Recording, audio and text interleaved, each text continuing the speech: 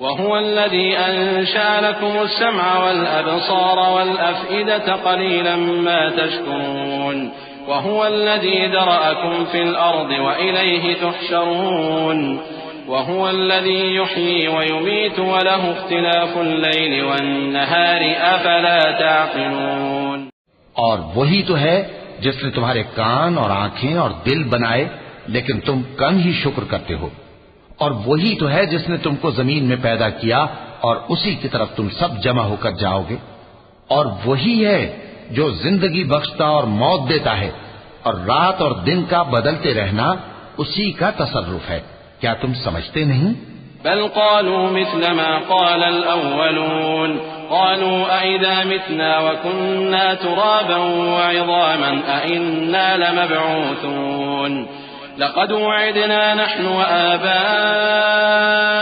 هذا من قبل إن هذا إلا أساطير الأولين قل لمن الأرض ومن فيها إن كنتم تعلمون سيقولون لله قل أفلا تذكرون قل من رب السماوات السبع ورب العرش العظيم سيقولون لله قل أفلا تتقون۔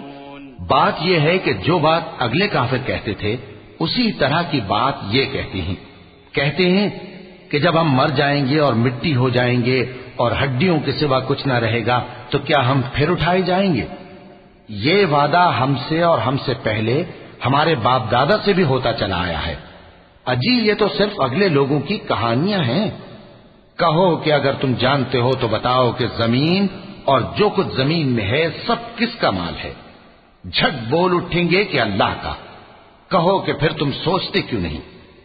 ان سے پوچھو کہ 7 آسمانوں کا کون مالک ہے اور عرش عظیم کا کون مالک ہے؟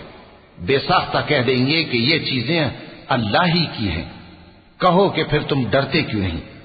قل من بيده ملكوت كل شيء وهو يجير ولا يجار عليه إن كنتم تعلمون سيقولون لله قل فأنا تسحرون بل أتيناهم بالحق وإنهم لكاذبون ما اتخذ الله من ولد وما كان معه من إله إذا لذهب كل إله بما خلق ولعلى بعضهم على بعض سبحان الله عما يصفون عالم الغيب والشهادة فتعالى عما يشركون۔